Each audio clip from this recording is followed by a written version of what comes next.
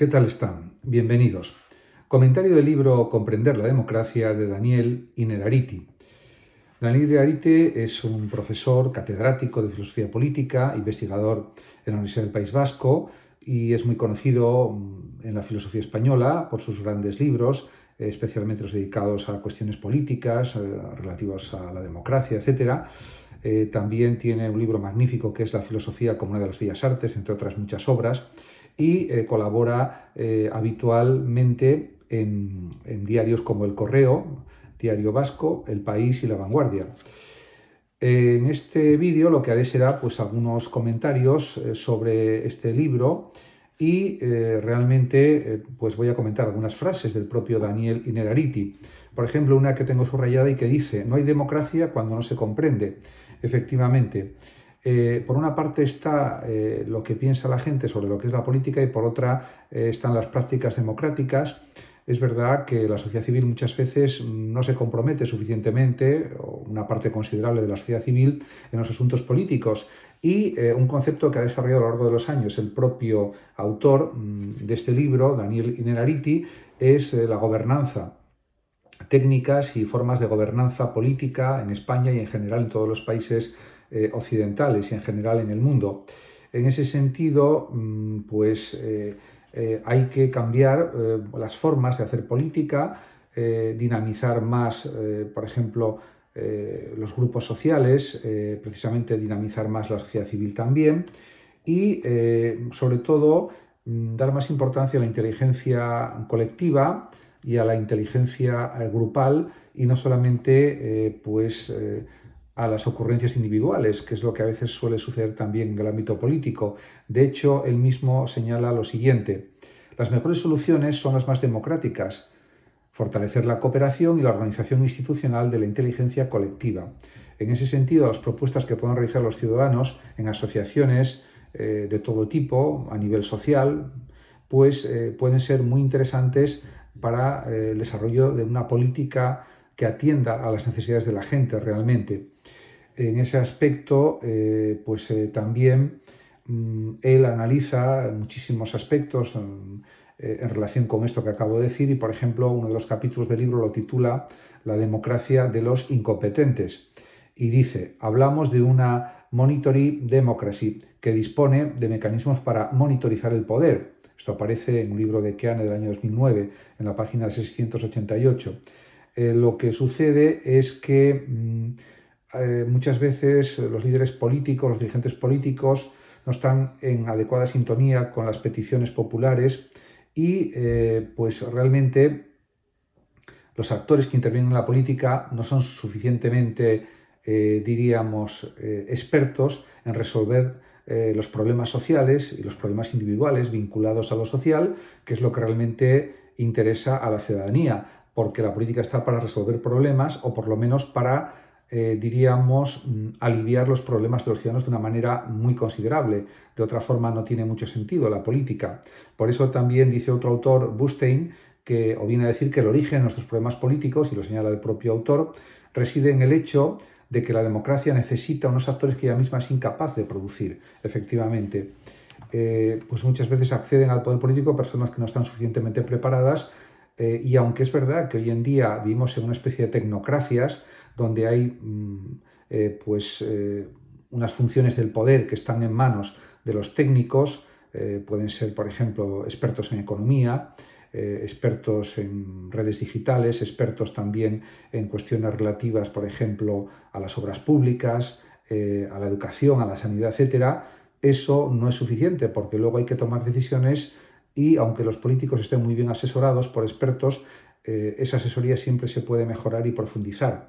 En ese sentido, realmente es verdad que los problemas, la gran cantidad de problemas que puede tener una sociedad moderna no es visible de una forma absoluta y total y eso es uno de los problemas que surgen. Esto, por ejemplo, también lo señala Lippmann en el año 1993 en uno de sus libros, en la página 32.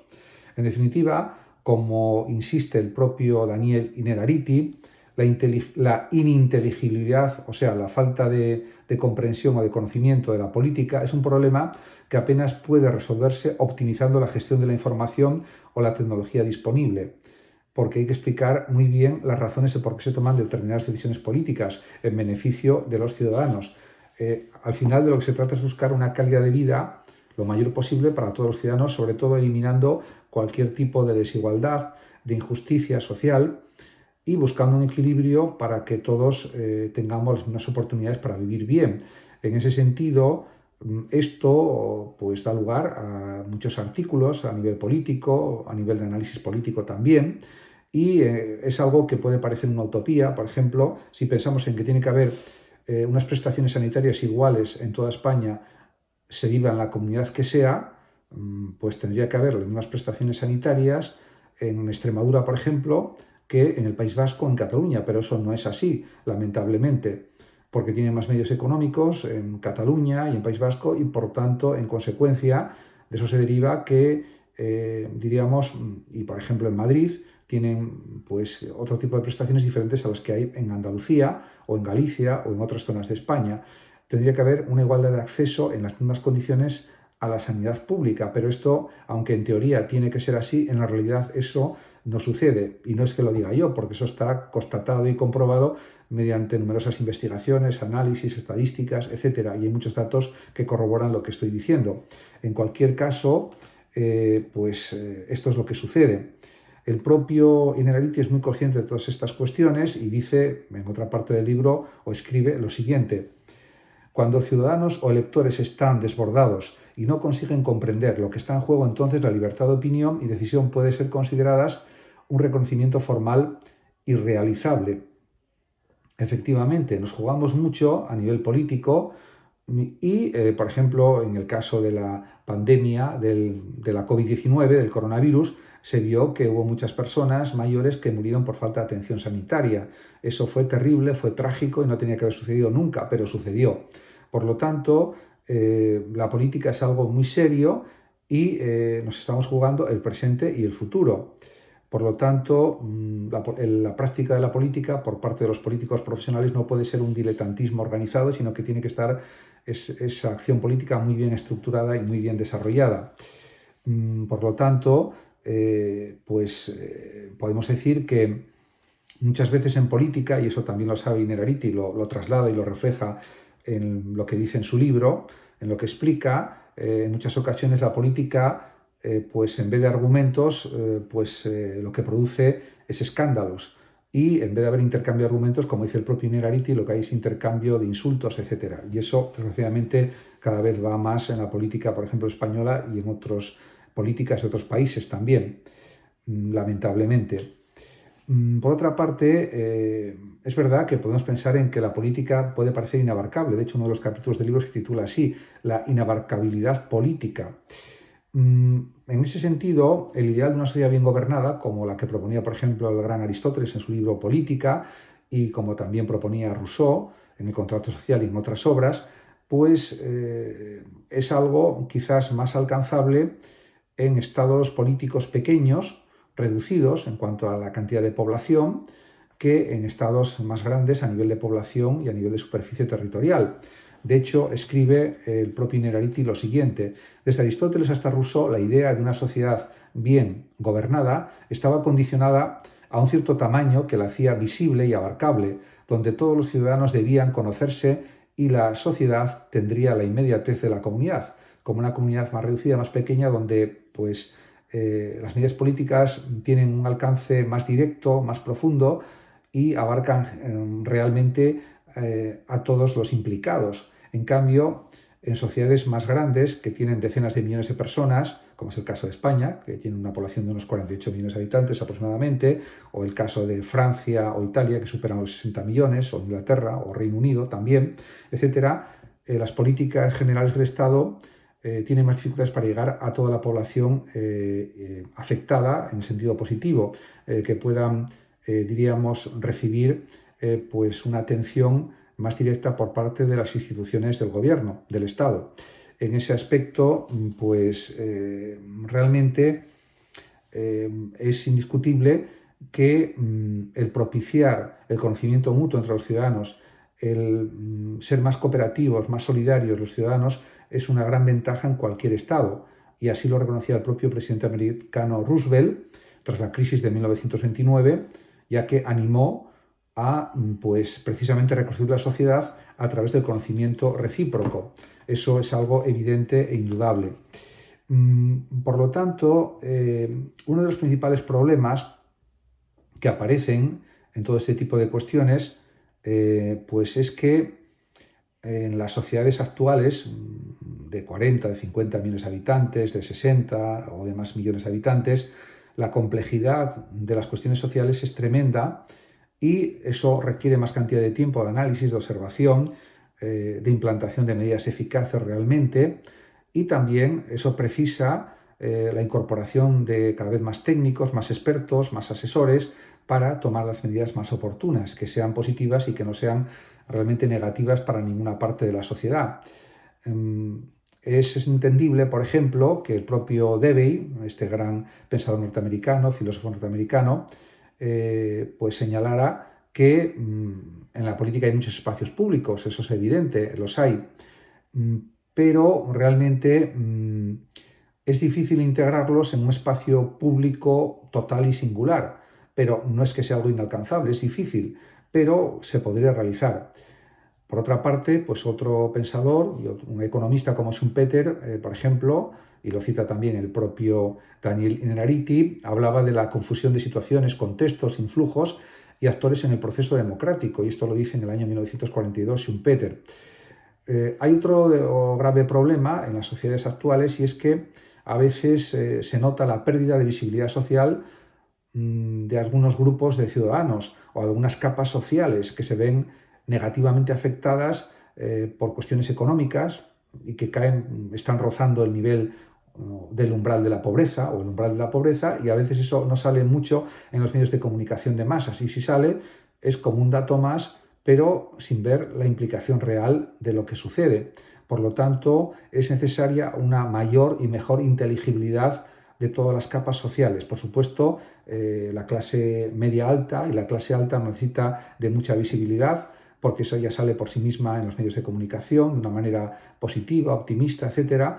Lo que hace falta es poner más el foco de los medios de comunicación y también de los políticos que están en los gobiernos, precisamente en las capas más desfavorecidas, que son las que precisamente necesitan más recursos del Estado. De un Estado, si queremos, protector, de un Estado que pretende conseguir el estado del bienestar. Aunque es cierto que últimamente se discute mucho, desde hace ya unos años, lo del estado del bienestar, y se dice que eso no es posible, que es una utopía inalcanzable. Yo creo que sí es alcanzable, pero hay que cambiar los esquemas mentales, no solamente de los ciudadanos, de una parte de los ciudadanos, sino también de una parte de los políticos que están en el ejercicio del poder actualmente. Y eso también hay que contemplarlo y valorarlo porque es importantísimo. En ese sentido, la política no hace visibles suficientemente los problemas de ciertas capas sociales más desfavorecidas, y esto hay que insistir en ello. De hecho, escribe el propio Innerarity en relación con esto: hay una función de la política que tiene que ver con la visibilidad de la sociedad en su conjunto, una cierta representación del todo sin serlo, aunque no lo sea, como dice también Nasehi en el año 2009, en uno de sus libros, pero realmente ese es un problema también considerable.